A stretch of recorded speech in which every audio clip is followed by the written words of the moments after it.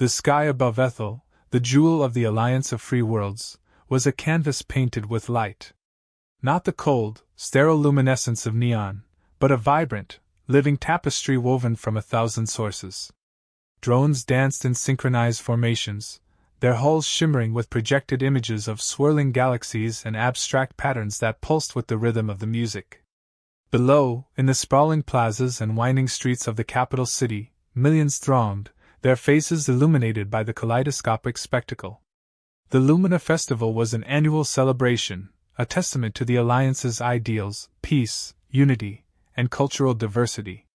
Representatives from hundreds of member worlds mingled, sharing food, music, and art. The air hummed with the buzz of 1,000 languages, a symphony of voices unified by the spirit of the celebration. A woman named Anya Petrova, a xenolinguist from Earth, stood on a balcony overlooking the Grand Plaza, a glass of pale blue Lumina wine in her hand. She breathed in the cool, crisp Ethelian air, spiced with the scent of exotic blooms imported from the verdant jungles of Xylos. Around her, laughter and conversation swirled. Anya smiled. It was moments like these that reminded her why she had dedicated her life to bridging the gaps between cultures. "Beautiful, isn't it?" a voice said beside her. Anya turned to see Marcus Vance, her colleague and, more recently, her romantic interest. Marcus, a xenoarchaeologist with a penchant for the dusty corners of forgotten civilizations, was usually more at home deciphering ancient runes than navigating social gatherings. Tonight, however, he seemed at ease, his usually furrowed brow relaxed. "Breathtaking," Anya agreed, raising her glass. "A testament to what we can achieve when we choose cooperation over conflict." Marcus chuckled, a low, rumbling sound. "Optimistic, as always. I sometimes wonder if you genuinely believe all this." He gestured towards the bustling plaza. "All the smiles, the handshakes, the carefully orchestrated displays of unity. Underneath it all, there's still a lot of tension." Anya frowned slightly. "Perhaps. But it's a tension worth managing. The alternative is—" She trailed off, unable to articulate the chilling scenarios that constantly played out in her mind. The alternative was the void, a cold, indifferent expanse where civilizations rose and fell, their cries for help swallowed by the cosmic silence. The light show intensified, reaching a crescendo of color and sound. The crowd roared its approval, the energy palpable, almost overwhelming. For a fleeting moment, Anya felt a sense of unease, a prickling sensation at the back of her neck. It was irrational, she knew. Just a flicker of anxiety, amplified by the sheer intensity of the moment. She shook it off, raised her glass, and joined the chorus of cheers. Tonight was about celebration, about hope. There would be time enough for anxieties later. Light. But of a different kind. Cold. Harsh. Clinical. The security camera, its lens scarred and distorted, captured the scene in stark black and white. The room was sterile, all polished chrome and reinforced plascrete. Rows of instruments lined the walls, their displays flickering with data. In the center of the room, a figure lay strapped to a metal table. The figure was humanoid, its features vaguely familiar. But the skin was pale, almost translucent, stretched taut over bone. Its eyes were closed, hidden beneath swollen lids. Wires snaked across its body, connected to a complex array of machines. 2 Ky'Lar scientists stood beside the table, their movements precise and efficient. They wore the standard gray uniforms of the Federation's research division, their faces impassive, their eyes betraying no emotion. One, a taller, more imposing figure with a razor-sharp jawline, held a data pad, occasionally glancing at the readings. The other, shorter and stockier, manipulated a surgical instrument with practiced ease. They spoke in their native language, a guttural series of clicks and hisses that sounded like metal grinding against metal. The camera's audio, distorted and crackling, only managed to capture fragments of the conversation. Parameters stable. Neural pathways, significant resistance. Continue with the extraction. The shorter scientist leaned over the figure on the table and made a precise incision in its skull. A thin stream of viscous fluid oozed from the wound. The taller scientist nodded, his gaze fixed on the data pad. The figure on the table twitched. A low moan escaped its lips. The scientists didn't react. They continued their work, their movements methodical, detached. The camera recorded it all, the brutal efficiency, the utter disregard for the sanctity of life. The recording ended abruptly, the screen dissolving into static. It had been leaked somehow, smuggled out of the secure facility by a disgruntled technician. It was a fragile piece of evidence, a fleeting glimpse into the dark heart of the Ky'Lar Federation. A secret they desperately wanted to keep hidden. It began as all crises do, with overconfidence. But this time, that confidence would ignite a war no one could have imagined. The Alliance Council Chamber was a cavernous space, its walls lined with holographic displays depicting the member worlds. Representatives from across the galaxy sat at their designated consoles, their faces illuminated by the flickering light. The air was thick with tension. The leaked security footage played on the central screen, its grainy images amplified to fill the room. The room was silent save for the hum of the life support systems and the occasional rustle of clothing. Every eye was glued to the screen, watching the Ky'Lar scientists dissect the humanoid figure. When the recording ended, a collective gasp filled the chamber. Disbelief, horror, and outrage rippled through the assembled representatives. Counselor Zara Khan, the representative from Earth, rose to speak. Her voice, usually calm and measured, trembled with barely suppressed fury. This is an outrage, she declared, her voice echoing through the chamber. This is a blatant violation of the Treaty of Harmony. The Ky'Lar Federation must be held accountable for their actions. The Treaty of Harmony. The fragile thread that held the galaxy together. It guaranteed the sovereignty of all member worlds, prohibited biological warfare, and outlawed the experimentation on sentient beings. The Ky'Lar Federation had signed the treaty, albeit reluctantly. For decades, it had maintained a facade of compliance. Now, that facade was crumbling. We need concrete evidence.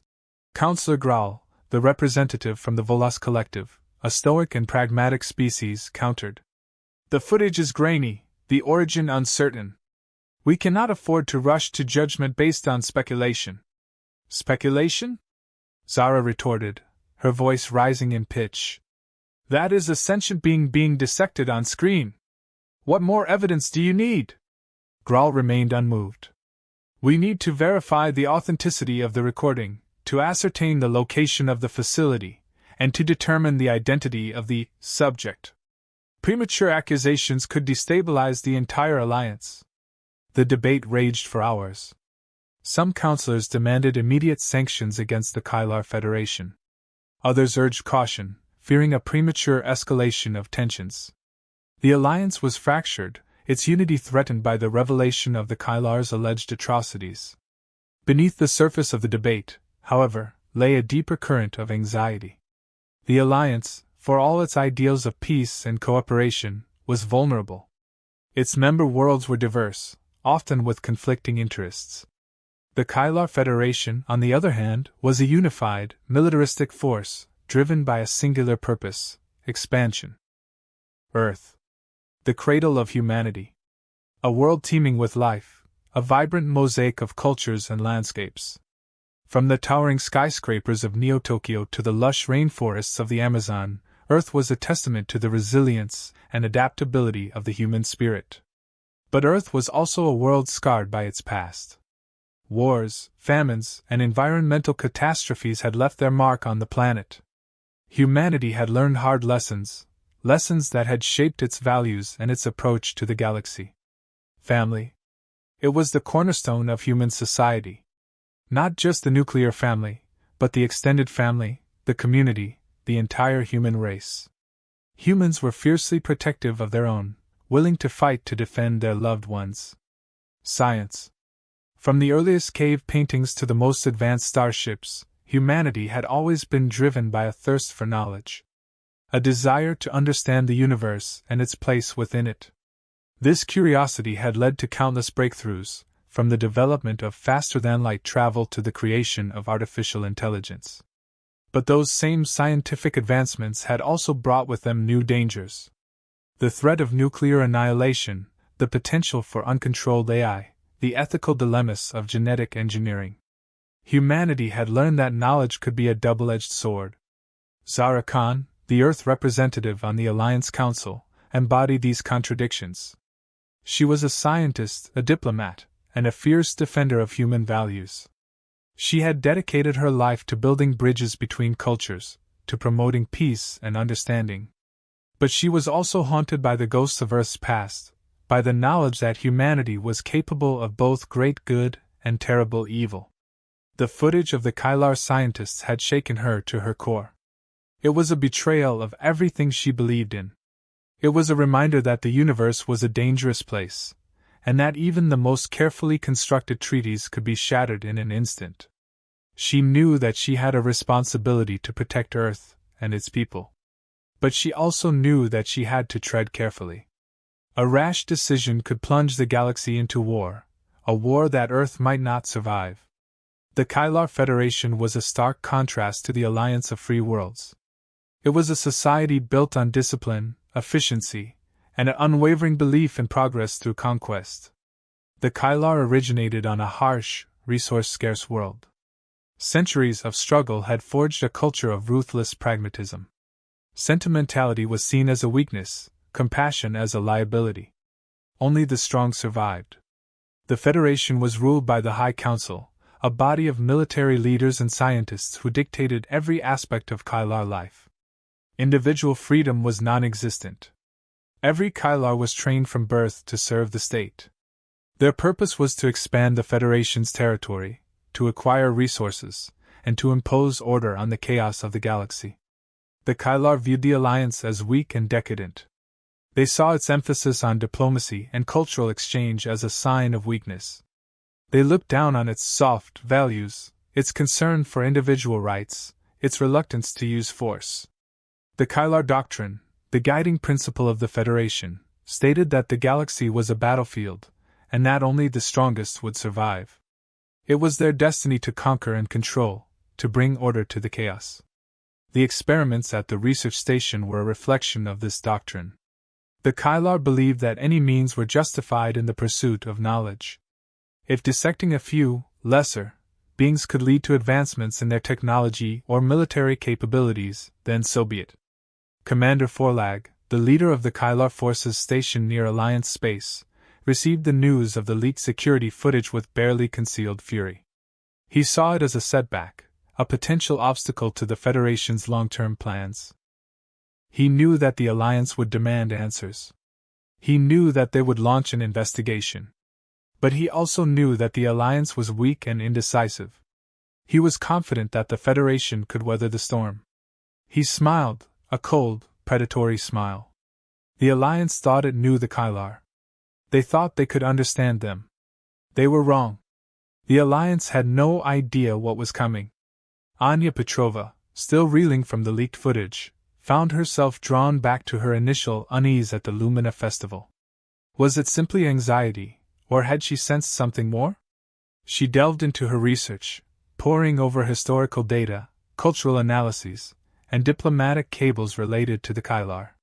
She looked for patterns, for inconsistencies, for any clues that might shed light on their true intentions. Marcus Vance, equally disturbed by the events, joined her investigation. He used his archaeological skills to analyze the structure and symbolism of Ky'Lar artifacts, hoping to uncover hidden meanings. They discovered subtle shifts in Ky'Lar rhetoric over the past few years. A gradual hardening of their stance towards the Alliance. An increased emphasis on military strength and territorial expansion. They also uncovered rumors of secret Ky'Lar projects, advanced weaponry, genetic engineering, and something else. Something far more sinister.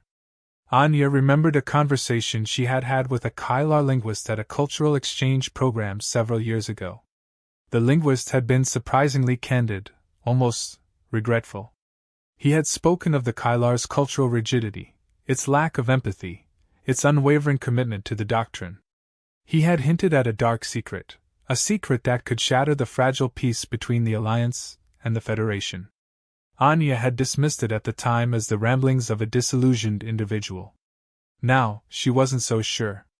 She and Marcus realized they were walking a dangerous line.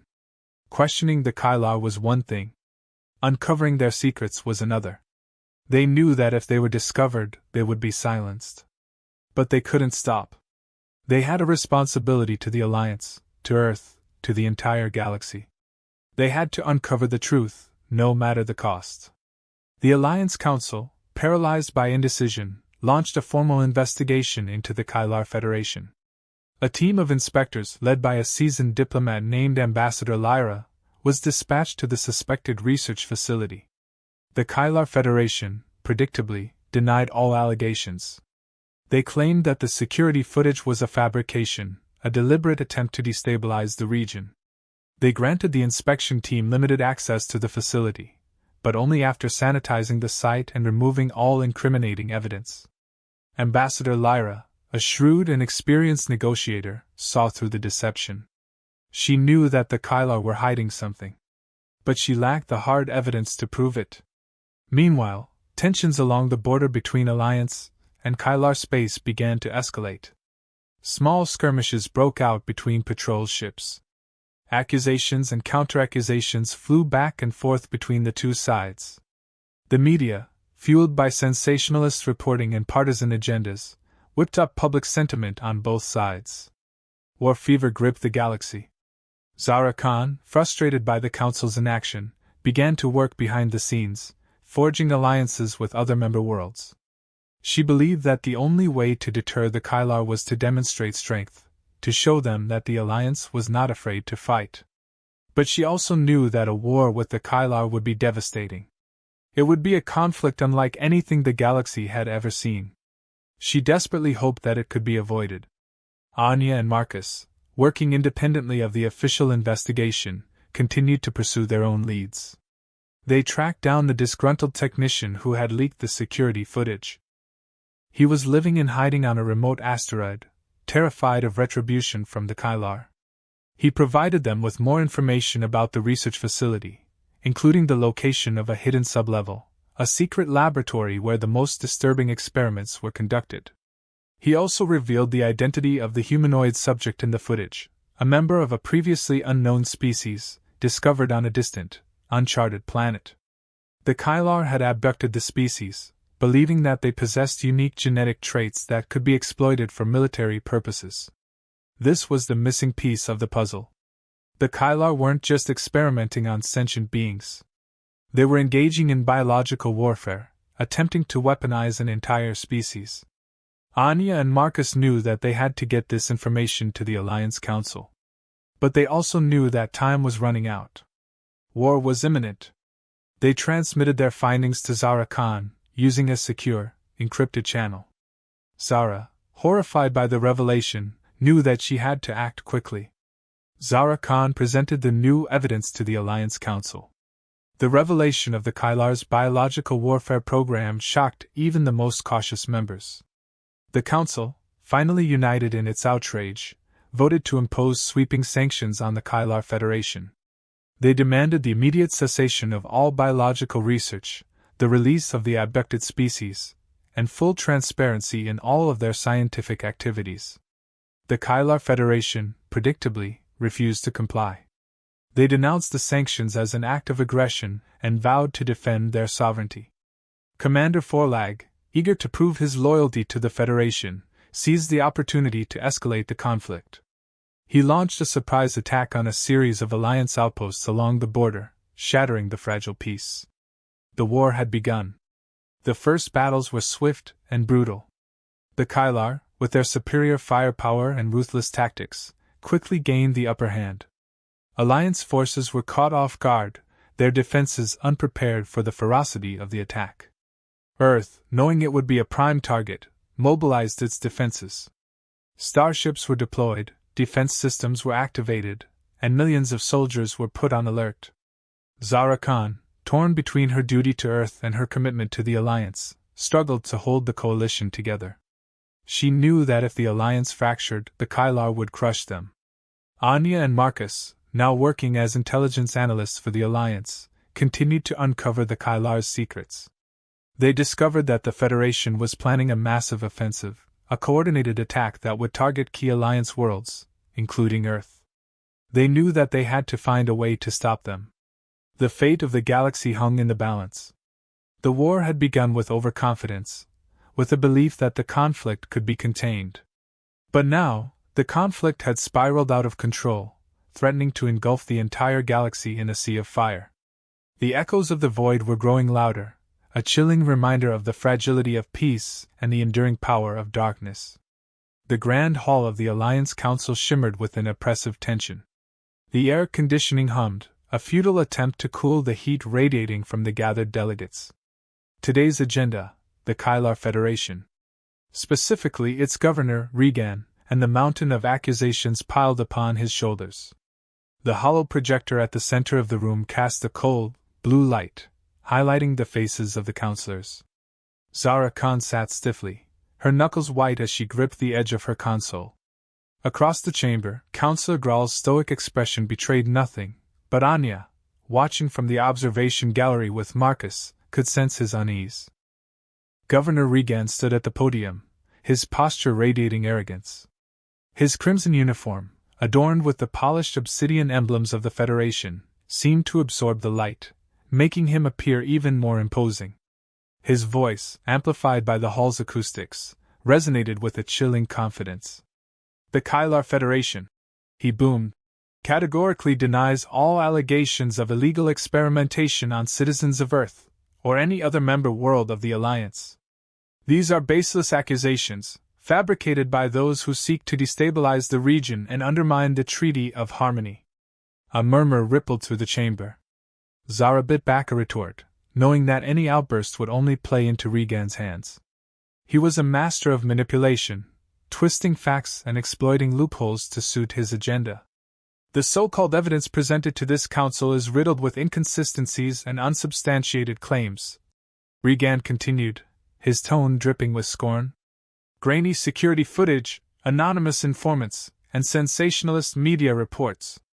This is hardly the foundation upon which to build a case against a sovereign nation. Regan paused, allowing his words to sink in. He scanned the room, his gaze lingering on Zara Khan. A cruel smile played on his lips. Perhaps Earth needs a reminder of its place in this galaxy, he said, his voice dropping to a low, menacing growl. Sentimentality and weakness have no place in the face of true progress. The Ky'Lar Federation is dedicated to the betterment of all life, through strength and resolve. If that makes us a target, then so be it. The gavel slammed down, cutting off Regan's tirade. Counselor Alastair, the presiding officer, a weary veteran of countless diplomatic battles, cleared his throat. Governor Regan, your statement has been noted, he said, his voice laced with thinly veiled exasperation. Now we will hear from Ambassador Evelyn Thorne, representing the interests of Earth. A hush fell over the chamber. All eyes turned towards the entrance as Ambassador Thorne stepped forward. Evelyn Thorne was not what anyone expected.